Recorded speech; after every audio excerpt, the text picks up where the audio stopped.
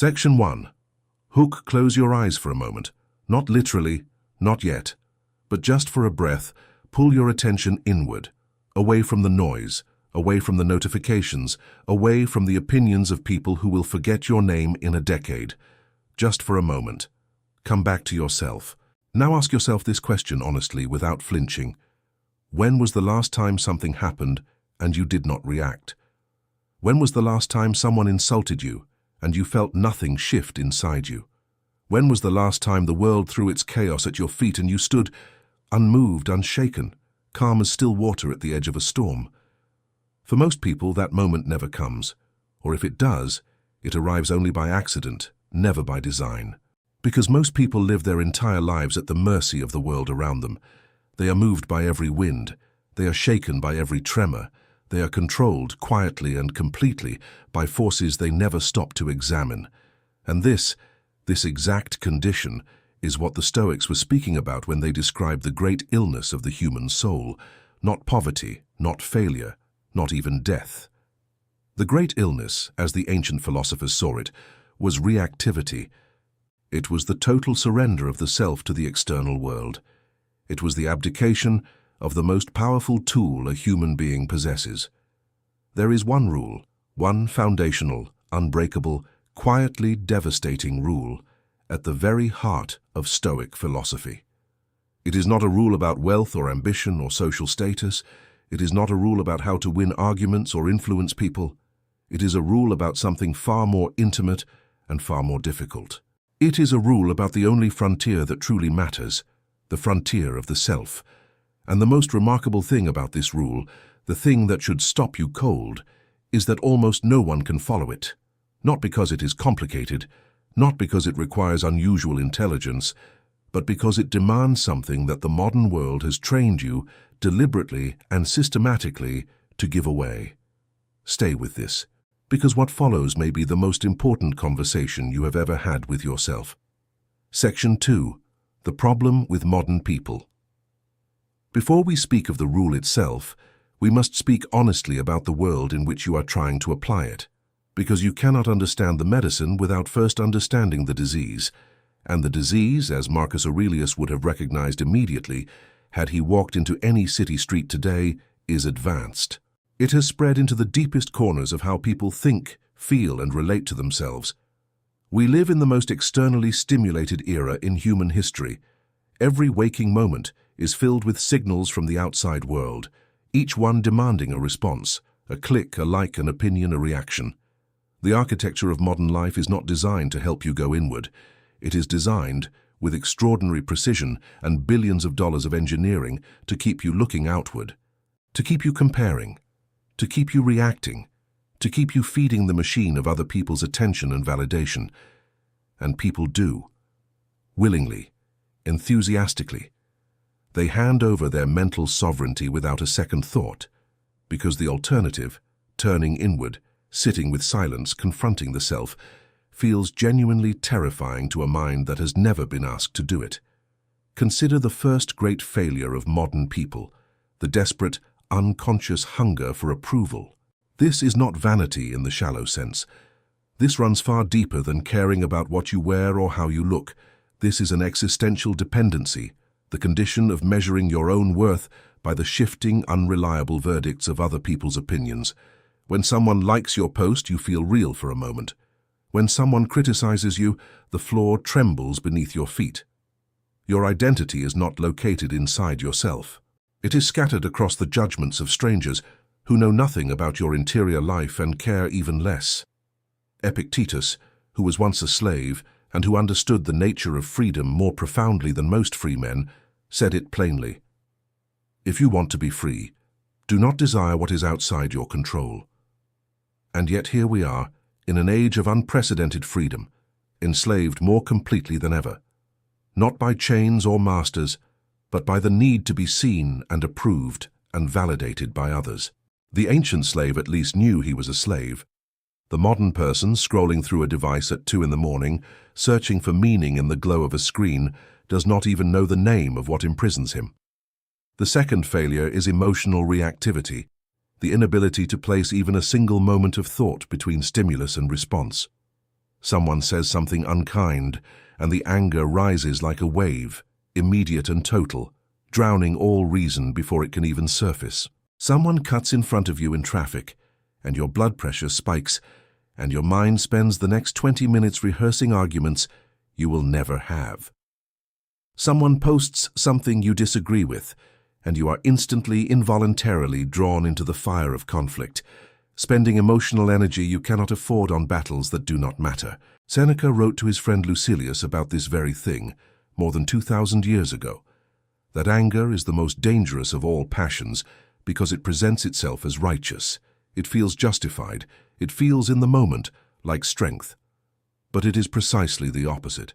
The man who cannot govern his anger is governed by it. His emotional reactions are the leash by which the world leads him where it wants him to go. He believes he is asserting himself. He is, in fact, announcing his weakness to anyone wise enough to see it. The third failure is the addiction to comfort. This is perhaps the most subtle and the most destructive because it disguises itself so well as intelligence. Modern people have become extraordinarily skilled at avoiding discomfort. They optimize their environments, their relationships, their schedules, their entire lives around the elimination of friction. They do not want to be cold or hungry or challenged or bored or uncertain. They want the temperature exactly right, the food exactly right, the entertainment exactly right, the feedback exactly right. And in avoiding discomfort so relentlessly, they have become fragile in ways they cannot see. Because character, genuine, deep, reliable character, is not built in comfort. It is built precisely in those moments when everything in you wants to stop and you keep going anyway. It is built in silence when you want noise, in stillness when you want distraction, in endurance when you want relief. The Stoics understood this with absolute clarity. They practiced voluntary discomfort not as a form of punishment, but as a form of training. They fasted not because food was bad, but because the man who can do without food is stronger than the man who cannot. They slept on hard floors sometimes, not because beds were wrong, but because the man who fears only softness is mastered by softness.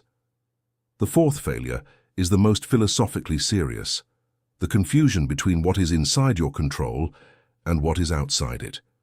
This confusion is not a minor intellectual error.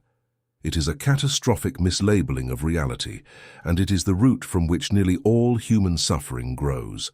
People spend enormous energy trying to control things that are fundamentally beyond them: other people's opinions, the behavior of the economy, the cruelty of circumstance, the passage of time, the randomness of fate.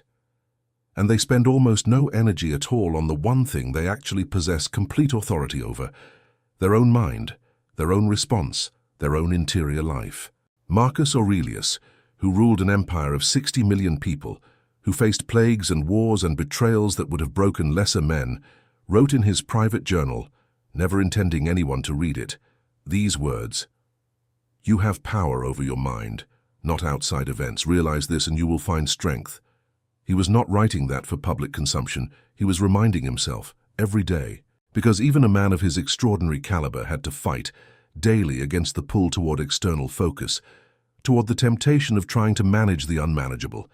This is the world you live in, a world of reactive, approval-hungry, comfort-addicted, externally focused people who have been taught to look everywhere except the one place where all meaningful change actually happens. And against this backdrop, the Stoic rule appears not as a distant philosophical abstraction, but as the most radical and most urgent prescription a human being could receive. Section 3. The Stoic Rule. Now we arrive at the center of everything, the rule that 99% of people cannot follow. The rule that separates, as Epictetus would say, the philosopher from the fool, not because the philosopher is smarter, but because the philosopher has chosen to see what the fool refuses to look at. The rule is this: control only what is within your power, and master your response to everything else. 8 words, or 10, depending on how you count. Simple enough to remember, straightforward enough to understand intellectually within a single reading, and yet so catastrophically difficult to actually live that entire civilizations have risen and fallen without more than a handful of their citizens truly embodying it. Let us take it apart slowly Because this rule has layers that most people never reach. The first layer is the distinction between what is up to us, what the Stoics called in Greek ephaimin, and what is not. Epictetus, in his handbook, the Enchiridion, opens with this very distinction. Some things are in our control and others not. Things in our control are opinion, pursuit, desire, aversion, and, in a word, whatever are our own actions. Things not in our control are body, reputation, command, and, in one word, whatever are not our own actions. Read that again. Body, not fully in your control. Reputation, not in your control. The outcomes of your actions, not in your control. What other people do, think, say, or feel, not in your control. The arc of history, the behavior of nature, the passage of time, the cruelty of circumstance, none of it in your control. What is in your control? Your own mental acts, your judgments, your intentions, your chosen responses, the direction of your attention, the quality of your effort, the character of your values. These and only these are truly yours. Everything else is borrowed. Everything else is held on condition. Everything else can be taken at any moment by a force you cannot stop. Now, most people hear this and feel a kind of deflation. If I cannot control outcomes, if I cannot control what others think of me, if I cannot even fully control my own body, what is the point? Where is the power in such a philosophy? And this is precisely where the misunderstanding lives, and where the extraordinary depth of the Stoic insight begins to reveal itself. Because the Stoics were not counseling passivity. They were not saying that nothing matters, or that effort is futile. They were saying something almost violently opposite, that by releasing your grip on what you cannot control, you can pour every ounce of your energy into what you can, and what you can control, your mind, your character, your response, is, in the deepest sense, the only thing that ever mattered anyway. Think about it this way. Two soldiers stand on the same battlefield. The same bullets fly around both of them. The same fear rises in both of them. The same chaos surrounds both of them. One soldier is focused on the bullets, on whether they will be hit, on whether the battle will be won, on whether the general made the right decision, on whether the other side fights fair. His mind is scattered across the landscape of the uncontrollable. He is tense, reactive, making poor decisions, exhausting himself in the management of things he cannot manage. The other soldier has made a different choice. He has accepted, not surrendered to, but accepted, that the bullets exist, that the chaos exists, that outcomes are uncertain. He has released his grip on those things, and in doing so, he has freed his entire mind for the only question that actually matters. What is the best action I can take right now with what I have from where I stand? His mind is calm. His decisions are clear. He does not waste energy on what he cannot change. He invests it entirely in what he can. This is not a metaphor for warriors alone. This is the structure of every moment of every human life. The commute that frustrates you, the colleague who undermines you, the relationship that disappoints you, the body that fails you, the economy that ignores you. In every case, there is the fraction of the situation that is within your power and the vast majority that is not. The Stoic rule is simply know the difference, and then act accordingly. The second layer of the rule is emotional discipline, the practice of creating space between what happens to you and how you respond. The Stoics called this the faculty of judgment, the hegemonikon, the governing principle of the mind, and they treated its cultivation as the central task of human existence, because without it a person is merely a machine. Input arrives, output emerges, with no human sovereignty exercised anywhere in the process. Marcus Aurelius writes, "Between stimulus and response there is a space. In that space is our power to choose our response. In our response lies our growth and our freedom. That space, that pause between what happens and what you do about it, is the battlefield of the Stoic mind. It is where character is forged or destroyed. It is where freedom is exercised or surrendered. Most people do not know that space exists. They have never been taught to look for it. Stimulus arrives and response follows like a mechanical inevitability.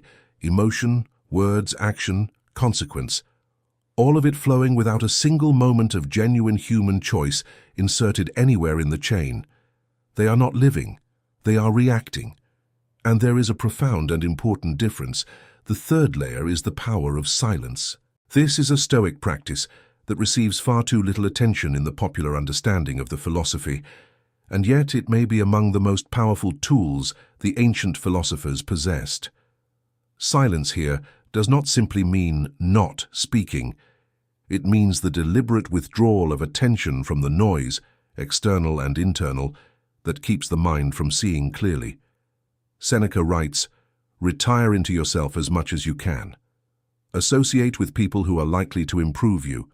But more than social withdrawal, he is speaking about an interior retreat. The practice of regularly pulling the mind away from the incessant chatter of opinion, news, gossip, self-narration, and reactivity, and returning it to a state of clear, observant stillness. From this stillness, the mind can see what it cannot see when it is agitated. From this stillness, choices emerge that reactivity could never produce. The fourth layer is self-mastery, the culmination of the rule, the thing the rule points toward, the destination the practice is building. Self-mastery, in the Stoic sense, is not the suppression of emotion.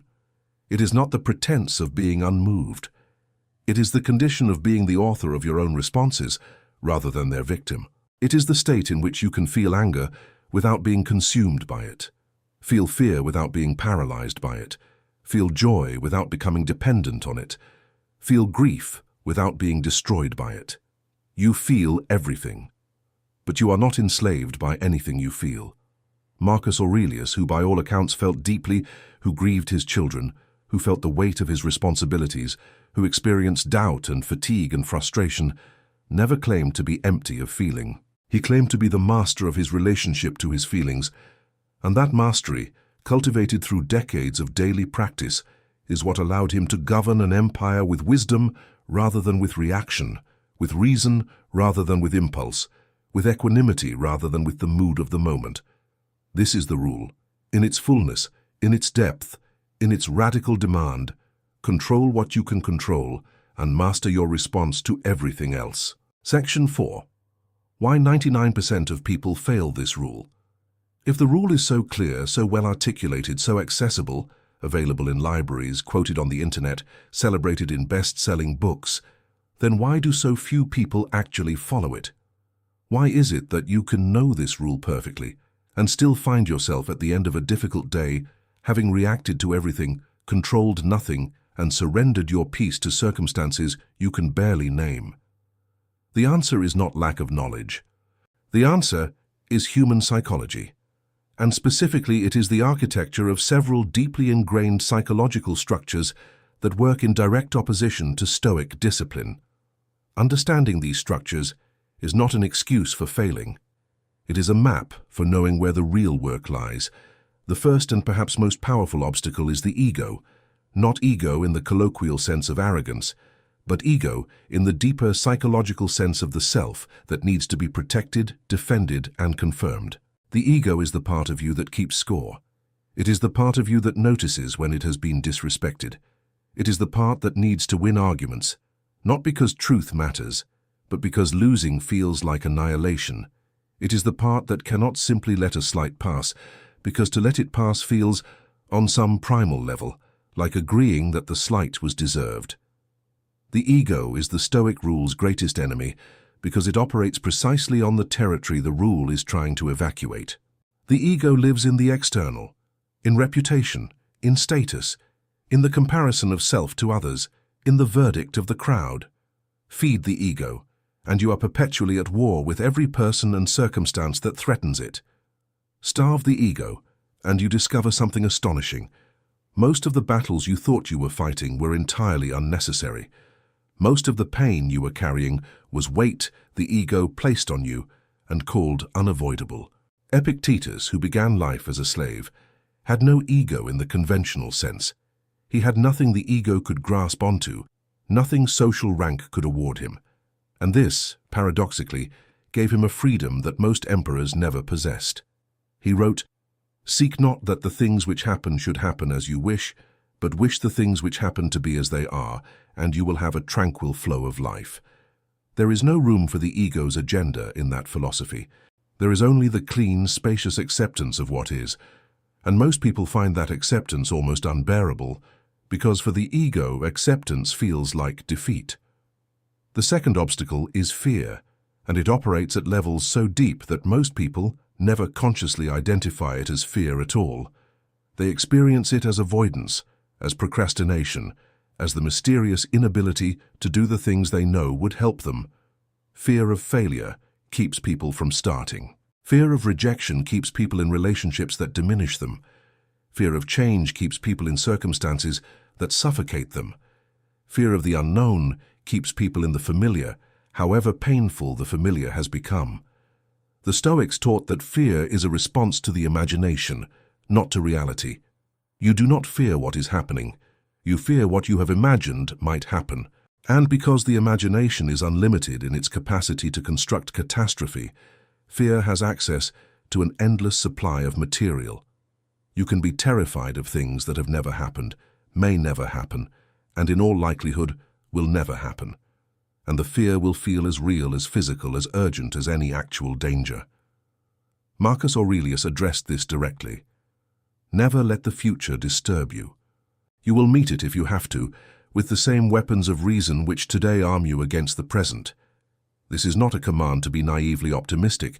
It is a command to stop paying interest on a debt you have not yet incurred. It is a command to bring the mind back from the imagined future, where fear lives, to the actual present, where action is possible and power actually resides. The third obstacle is one of the most seductive and one of the most modern: the addiction to comfort.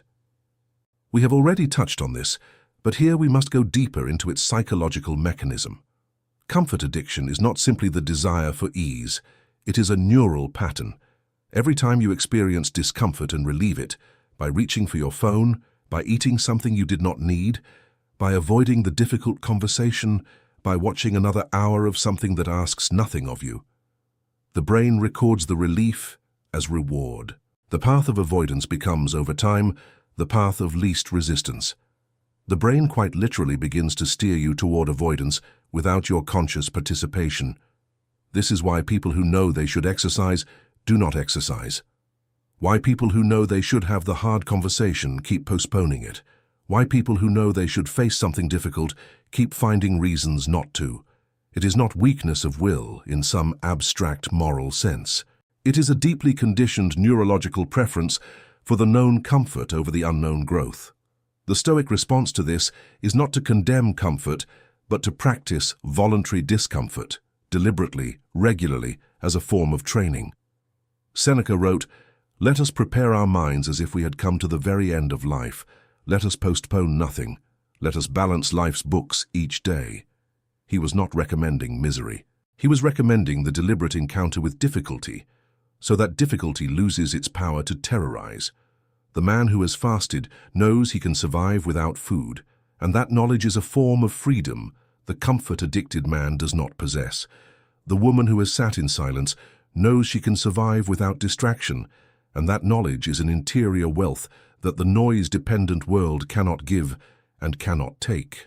The fourth obstacle, and this one operates with particular cruelty, is emotional reactivity as identity. For many people, their emotional reactions are not simply responses. They are, in some important psychological sense, who they are. Their anger is not something they experience, it is something they are. Their anxiety is not a state they pass through, it is a self they inhabit. And when you suggest to such a person that they might practice governing their emotional responses, you are not merely proposing a behavioral change, you are threatening their sense of self. This is why Stoic practice can feel, in its early stages, like a kind of grief, because it is. To stop reacting in the ways you have always reacted is to stop being, in some small way, the person you have always been. The old patterns die, the patterns of outrage, of self-pity, of fear-driven action, of ego-driven defense, and something quieter and more powerful grows in their place. But the dying comes first, and most people, standing at the threshold of that transformation, turn back.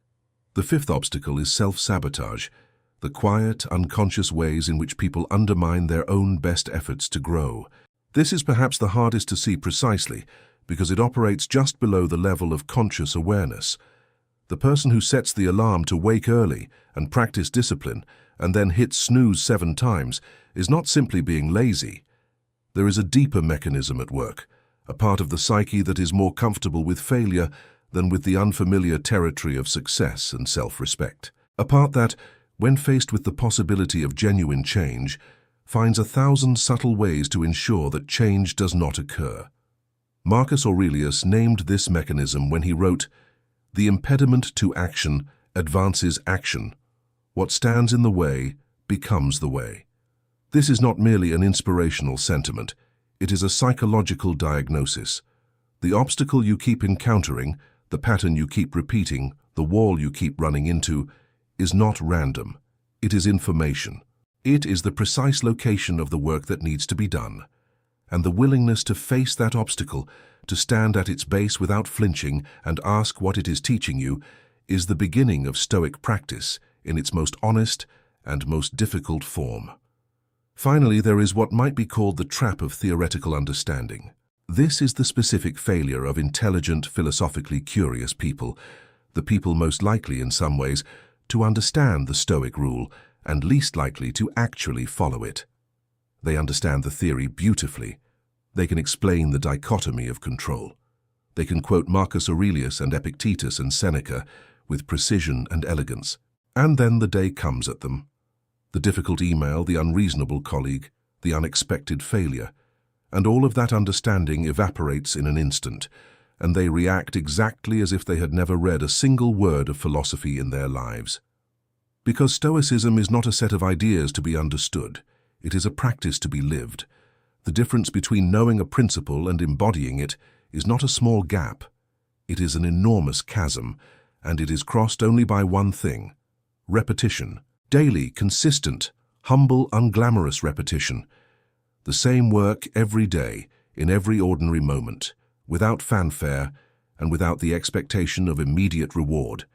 This is why 99% of people fail the rule, not because they are unintelligent or uncaring or fundamentally flawed, but because the rule asks for something the modern world has made extraordinarily rare: the patient, daily, unspectacular commitment to mastering the self. Section 5. The Mental War Within. There is a war happening inside you right now. It has been happening since the moment you first became capable of thought, and it will continue until the moment you draw your last breath. It is not a war anyone can see from the outside. It does not make the news. It does not have a name that trends on social media. But it is the most consequential war any human being ever fights, because every battle fought in the external world, every struggle with work, with relationships, with circumstance and ambition and survival, is merely a reflection of this interior battle made visible. The war is between two forces that the Stoics understood with extraordinary clarity, even if they named them differently than we might today. The first force is reason, clear, disciplined, patient, oriented toward what is true and what is good. The second force is passion, turbulent, immediate, powerful, oriented toward what feels good right now, regardless of what it costs you tomorrow. Marcus Aurelius called these forces, in various places in his meditations, the rational soul and the animal nature, not in a moralistic sense that condemned desire or emotion, but in the observational sense that these two forces exist within every human being, that they pull in different directions, and that the quality of a human life is determined largely by which force is given authority on a daily basis. Let us meet the soldiers of this war because you need to know them by name. On one side stands discipline, and discipline is not what most people imagine when they hear the word. They imagine restriction, the no to pleasure, the refusal of comfort, the gritting of teeth and the forcing of the body to do what it resists. This is discipline at its surface. At its depth, discipline is something far more beautiful. It is the freedom that comes from self-governance. It is the quiet, extraordinary power of the person who does what they said they would do, not because the world is watching, not because external pressure demands it, but because they have made a commitment to themselves and they keep it. The disciplined person wakes when they chose to wake. They work when they chose to work. They stop when they chose to stop. They are not managed by hunger or comfort or the approval of others. They are managed by their own deepest values, and this self-management is a kind of freedom that nothing external can replicate. The Stoics practiced this discipline not as performance, but as survival, because they understood that a mind without discipline is a city without walls, open to every invader that passes. On the other side stands laziness, but again not in the shallow moral sense. In the deeper, more compassionate, more accurate sense of what laziness really is, the voice inside you that says, "This is too hard," that now is not the right time, that you deserve a rest, that the effort is not worth it, that tomorrow will be easier, that you are simply not the kind of person who does this. This voice is not your enemy in some simple sense. It is a very old part of you, a part that evolved to conserve energy, to avoid unnecessary risk, to seek the path of least resistance. In the environment of your ancestors, this instinct was survival. In the environment you inhabit now, it is a prison. The battle between discipline and laziness is fought in the small moments, not in the grand gestures that make for good storytelling, but in the quiet, anonymous choices of ordinary days. The moment before you pick up your phone instead of sitting with your thoughts. The moment before you skip the practice you promised yourself. The moment before you take the easy answer instead of the honest one. These moments are small, they seem inconsequential, but they are the bricks from which the architecture of your character is built, one by one, over years. Enough small surrenders and you have built a prison without ever noticing the construction. Enough small disciplines and you have built a fortress. The second battle within is between reason and emotion. And here we must be careful, because the Stoic position on emotion is frequently misunderstood. The Stoics were not in favor of emotional death. They did not believe that the wise person was one who felt nothing. They distinguished between two kinds of emotional experiences. The passions, turbulent, irrational, compulsive responses to external events, and what they called the eupatheiai, the good feelings that arise naturally from a well-ordered mind, including joy, caution, and wishing well to others.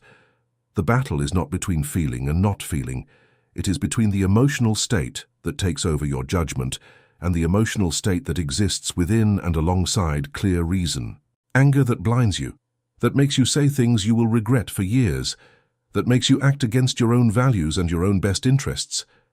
That anger is a passion in the Stoic sense, not the emotion itself, but its command over you.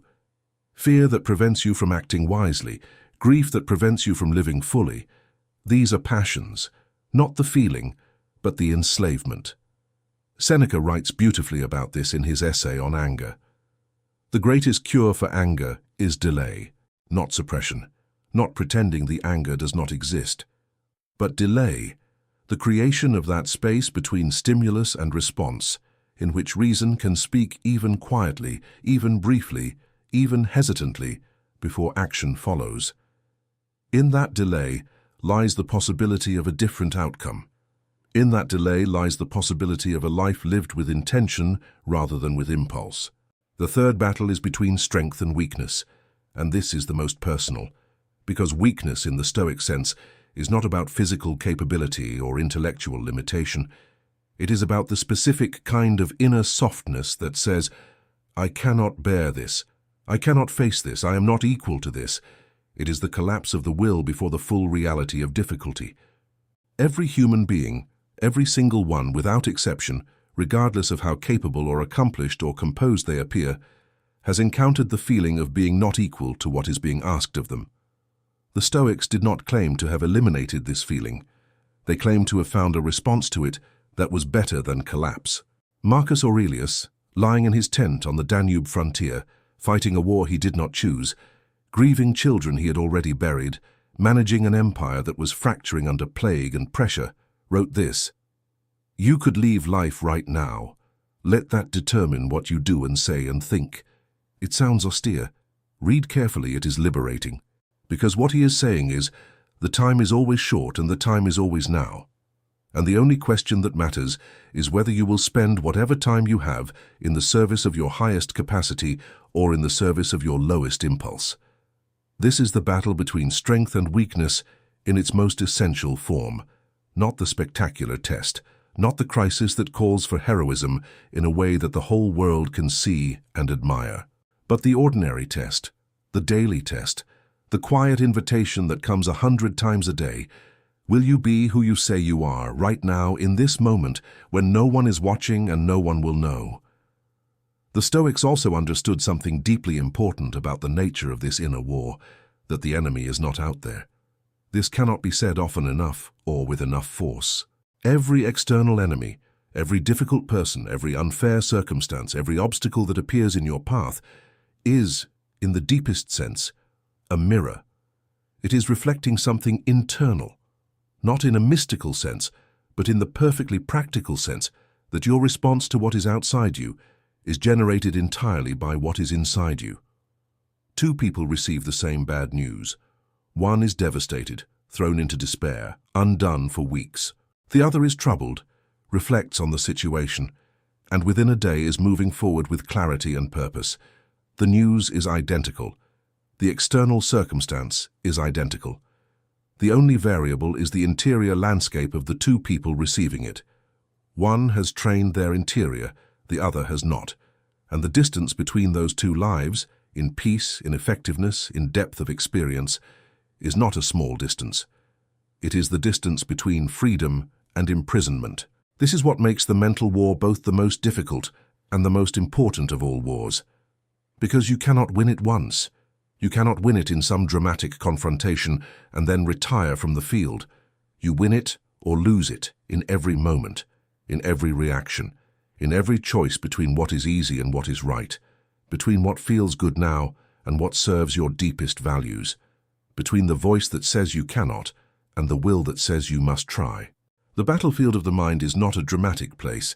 It does not look like a war from the outside, but inside the person who is genuinely practicing Stoic discipline, every ordinary day is a campaign. Every morning is a deployment. Every challenge is an engagement. And the question at the end of every day is not, what did the world do to me? But rather, what did I do with what the world gave me? Marcus Aurelius asked himself this question every night, in private. In a journal he never intended to publish, writing to himself with an honesty so raw that it occasionally stops you in your reading. This man, this emperor, this philosopher king, reminding himself that he failed today, that he reacted when he should have reflected, that he was moved when he should have been still, that tomorrow he would try again. The Emperor of Rome, fighting the same battle as the rest of us, and returning to it every single day, without drama and without self-pity, because that is what the practice requires.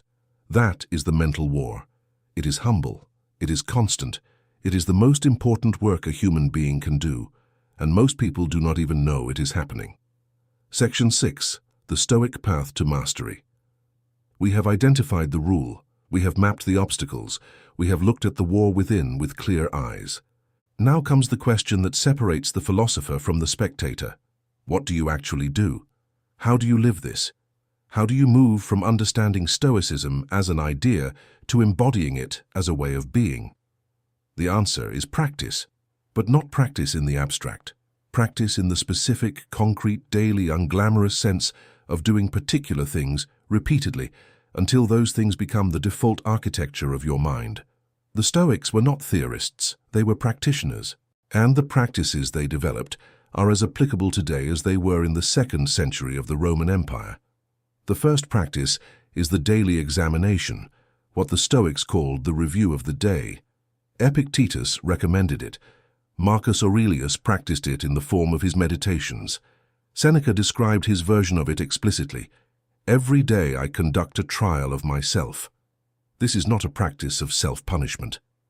It is a practice of honest inventory, of looking at the day that has passed and asking without flinching, where did I act according to my values?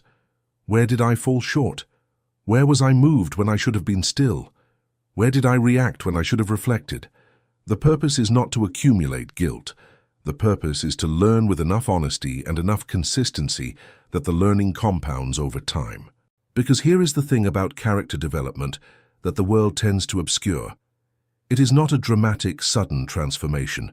It is an accretion, a slow building up of tiny increments, each barely visible, each contributing to a whole that, seen from a distance, is remarkable.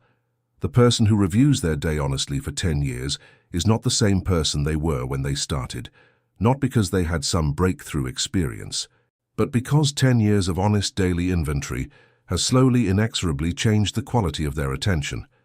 The second practice is the negative visualization, what the Stoics called premeditatio malorum, the premeditation of evils. This is the practice of deliberately imagining the loss of what you value most, your health, your relationships, your work, your freedom. Not to become morbid or pessimistic, not to manufacture suffering before it arrives, but to deepen appreciation for what you have while you have it, and to drain the terror from the idea of losing it. We suffer more in imagination than in reality. The anticipation of loss is, for most people, worse than the loss itself, and by regularly, calmly confronting the possibility of loss in imagination, you accomplish two things simultaneously. First, you discover that you are more capable of bearing difficulty than your fear has told you. Second, you wake up to the reality that what you have right now, this breath, this relationship, this ordinary moment, is not guaranteed. It is a gift.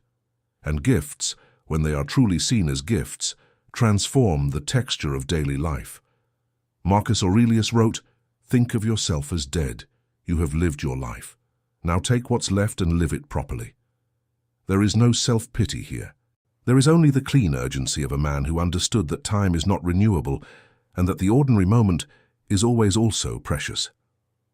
The third practice is the deliberate control of reactions, the conscious daily work of inserting that space between stimulus and response, and using that space for reflection rather than reflex. This is not something that happens naturally. It is something that is trained, and it is trained through small exercises, practiced in small moments, accumulated over long time. One method the Stoics used was the simple act of naming. When an emotion arises, anger, fear, envy, humiliation, instead of immediately following it into action, you pause and name what you are experiencing. I notice that I am feeling angry. I notice that I am afraid. This act of naming, which sounds almost absurdly simple, does something neurologically important. It shifts the processing of the emotional experience from the reactive centers of the brain toward the reflective centers. It creates, in that naming, a small but real distance between you and the emotion, and in that distance choice becomes possible. Another method is the practice of what Epictetus called suspending the first impression. When something happens that your mind immediately labels as terrible or unjust or catastrophic, practice pausing before confirming that label. Ask, is this actually as bad as it seems? What interpretation am I placing on this event? Is that interpretation the only one available? Could someone else look at this same situation and draw a different conclusion? You are not lying to yourself. You are not pretending that difficulty is not difficulty. You are simply refusing to let the first, most reactive interpretation stand unchallenged. The fourth practice is voluntary simplicity, the practice of periodically living with less, not out of asceticism, but out of the desire to verify regularly that your well-being is not dependent on things that can be taken from you. Seneca writes, "I cherish and call to mind the few periods in which I lived as a poor man. He was not poor. He was phenomenally wealthy. But he practiced poverty, deliberately, temporarily, as a kind of spiritual hygiene, to prove to himself and to remind himself that his tranquility was not stored in his wealth. You do not have to live like a monk. You do not have to renounce the world. But the periodic practice of reduction, of comfort, of consumption, of the distractions that you have come to treat as necessities, has a clarifying effect that accumulates over time. You discover what you actually need versus what you have simply become accustomed to. You discover the difference between genuine desire and habitual craving, and you discover, with a kind of quiet power, that you are stronger than you thought. The fifth practice is the cultivation of silence, not the absence of sound, silence of a deeper kind, the silence of the mind that is not perpetually narrating, judging, comparing, and commenting on every passing experience.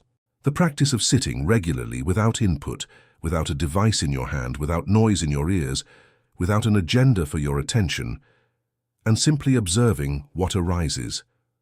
The thoughts, the feelings, the restlessness, the resistance.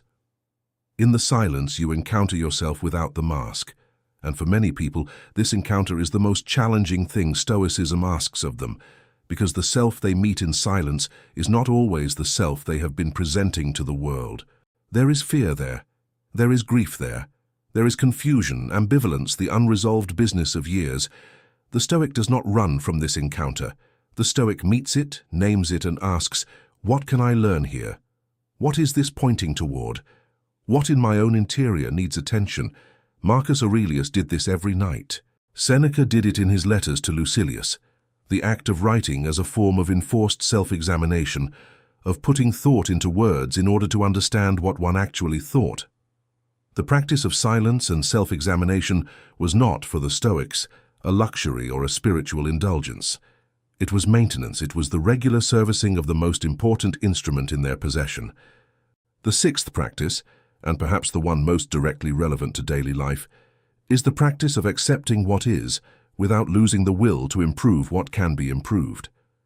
This is the Stoic balance that sounds paradoxical, and is, in practice, one of the most sophisticated psychological skills a human being can develop. You accept that this happened. You accept that this person said this, that this situation unfolded this way, that this body is experiencing this symptom, that this dream did not materialize as planned.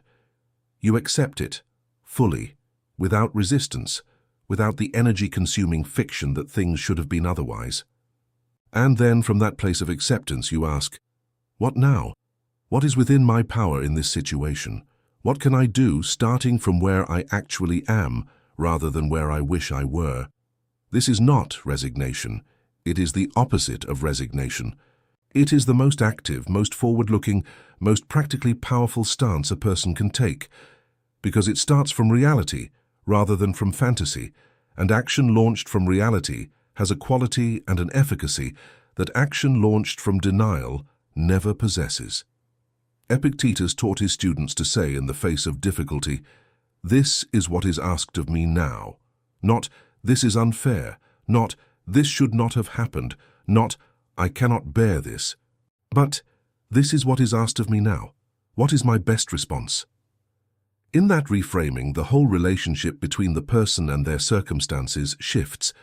You are no longer the victim of what happens, you are the responder to what happens. And there is a vast decisive difference in power between those two positions. The seventh practice, which underlies and supports all the others, is the daily renewal of intention. This is perhaps the most modest sounding of all the Stoic practices, and perhaps the most quietly powerful. Every morning, before the day begins, before the noise arrives, before the demands and the stimuli and the expectations, the Stoic practitioner sets their intention, not their goals for the day in the productivity culture sense, their intention for the quality of their engagement with whatever arises. Today, I will practice patience. Today, I will notice my reactive impulses before following them. Today, I will be the student of my own experience rather than the victim of it. Marcus Aurelius did this every morning. His meditations are full of these morning intentions, reminders to himself, written with the humility of a man who knew he would fail some of them, that this day, regardless of what it brought, was an opportunity for practice, for growth, for the slow, steady, humble building of the person he aspired to be. The Stoic path to mastery is not a destination. It is a direction. You do not arrive at Stoic wisdom and then stop working. You practice, and the practice itself is the point. Every day is a new opportunity. Every difficulty is a new teacher. Every failure is information about where the next practice lies. And the person who understands this, who has released the dream of arrival and embraced instead the reality of the path, has already understood something essential that most people never grasp. Section 7. The transformation. Let us speak now about what happens to a person who genuinely, consistently, imperfectly, but persistently follows the Stoic path. Not the ideal Stoic sage of ancient theoretical writing, an impossibly perfect figure whose description was always acknowledged as an ideal rather than an expectation. The ordinary person, The person with a job and a family and worries and history and the full complexity of a modern human life who has decided, one morning, after one conversation, after reading one sentence that landed in the precise right place, to try to live differently.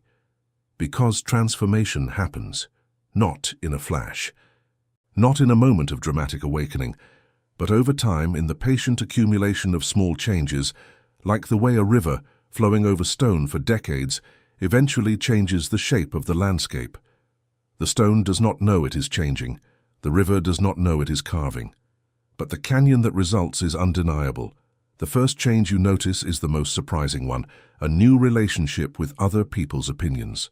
This change, when it comes, feels almost impossible at first, like learning to breathe differently. For most of your life, the opinions of others have carried enormous weight. Not just the opinions of people who matter to you, but often the opinions of strangers, of people you barely know, of people whose own lives are in no way evidence of superior wisdom. Their approval has felt necessary, their disapproval has felt devastating. And then, gradually, through the practice of distinguishing between what is in your control and what is not, through the daily exercise of returning your focus to your own judgment, your own values, your own actions, a kind of interior weather system shifts. You still hear what people say about you. You still care about the people who matter, but the existential dependency dissolves. You stop needing the approval of the crowd in order to feel legitimate. You stop being destabilized by the disapproval of people whose understanding of your situation is necessarily incomplete. You become, in the deepest sense, your own authority, not arrogantly, not dismissively, but with a quiet, grounded self-possession that the approval-seeking version of yourself never had access to. Marcus Aurelius wrote, "I have often wondered how it is that every man loves himself more than all the rest of men, but yet sets less value on his own opinion of himself than on the opinion of others." When you see this clearly, really see it, not just understand it intellectually, something permanent changes. You begin to take seriously the one verdict that is always available to you, that is always the most accurate, that is always the most relevant. Your own honest assessment of whether you are living in accordance with your values. The second change is the deepening of inner peace, and this is a peace of a different quality than anything comfort or pleasure or distraction can produce. Comfort produces relief. Pleasure produces enjoyment. Distraction produces temporary silence. But the peace that develops through genuine Stoic practice is structural. It does not depend on circumstances being favorable. It does not evaporate when things go wrong.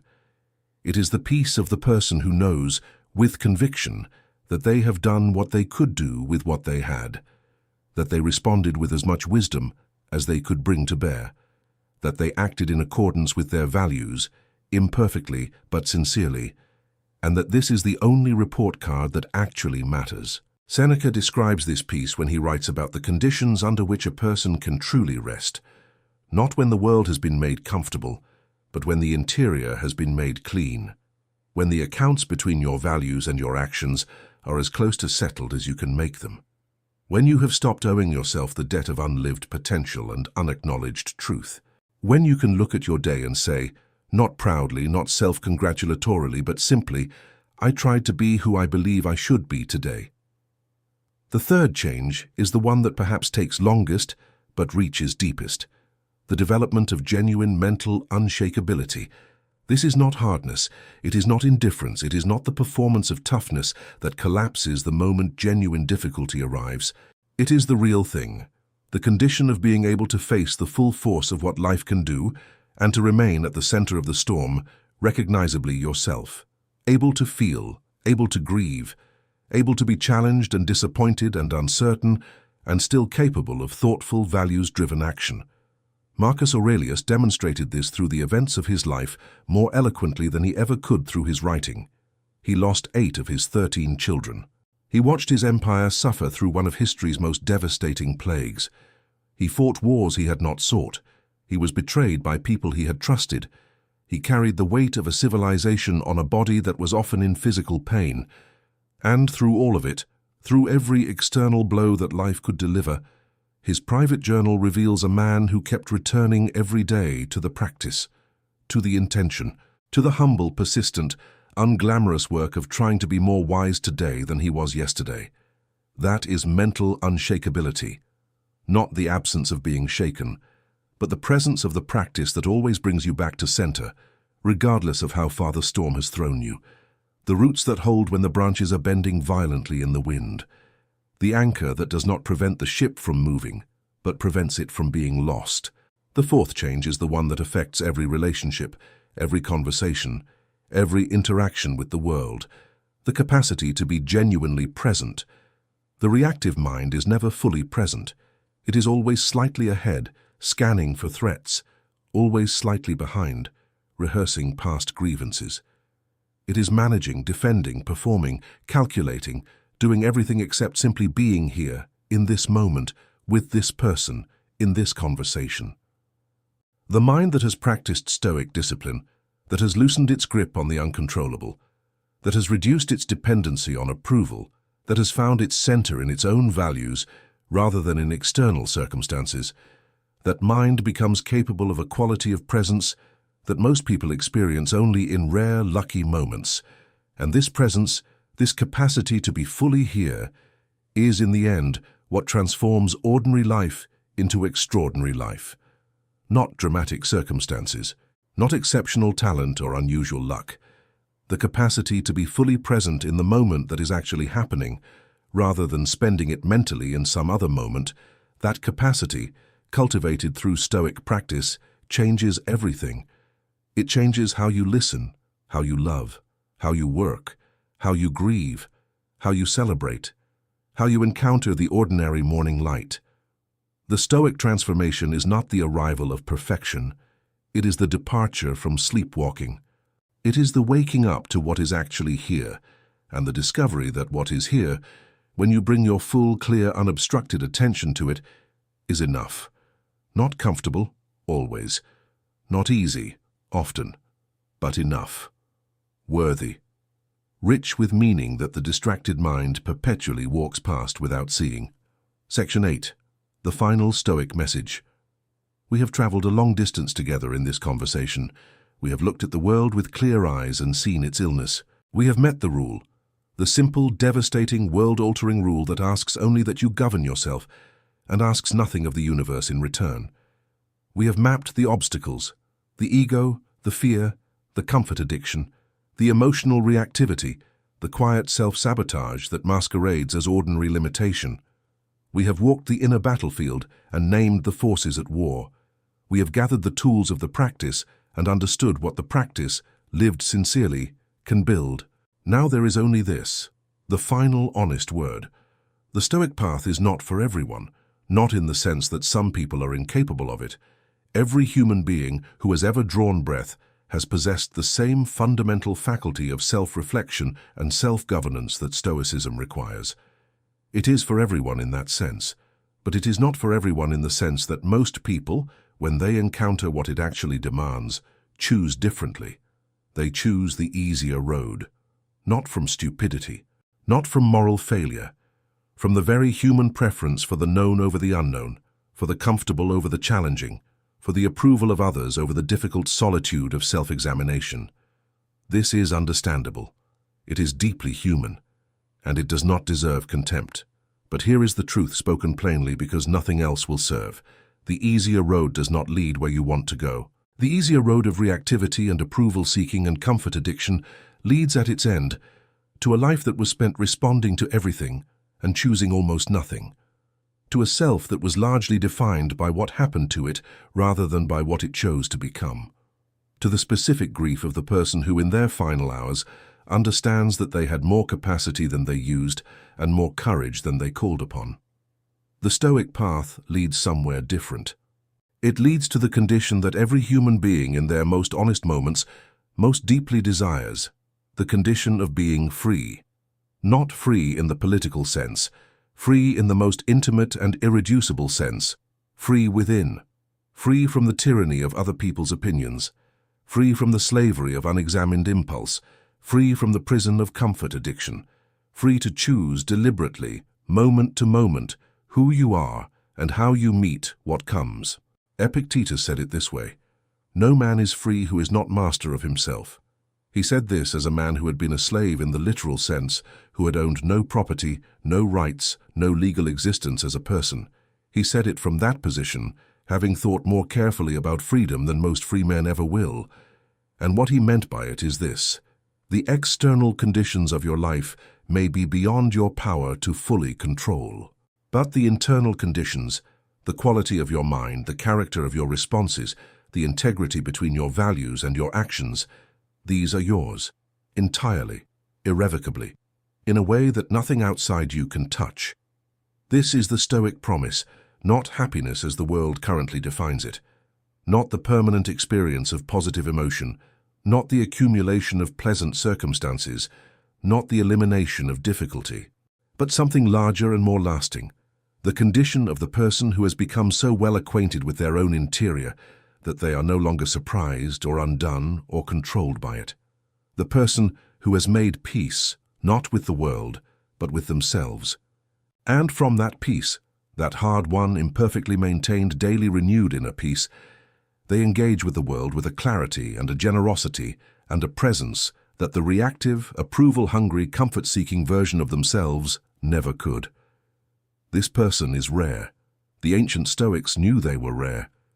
In the 2,000 years since those ideas were written on papyrus and stone, they have remained rare, because the work is real. The demand is genuine. The path requires everything you have and returns something better than what you brought. But you are here. You have listened. Something in you recognized the truth of this conversation, not as a new idea, but as something you have always, in your deepest places, already known, that you are more than your reactions, that your peace is not contingent on the world behaving well, that the most important frontier you will ever encounter is not out there, in the ambitions and the conflicts and the circumstances that fill your days, but here, inside, in the kingdom of the self, where no army can conquer you, and no circumstance can own you, and no opinion can diminish you unless you permit it. Go there. Begin today, not dramatically, not with the expectation of immediate perfection. Begin with the simplest, most honest question the Stoics ever asked. In this moment, right now, what is actually within my power? Start there. Return there, every day, regardless of how many times the day has pulled you away from it. Build the practice in the small, anonymous, unglamorous moments that make up the texture of an ordinary life. And understand, because this is the deepest thing the Stoics knew, that an ordinary life, lived with this quality of interior attention, with this degree of self-mastery, with this commitment to the one thing you were always able to choose, is not an ordinary life at all. It is the rarest thing in the world. It is a free life. And it has been waiting for you, here, in the still center of yourself, all along.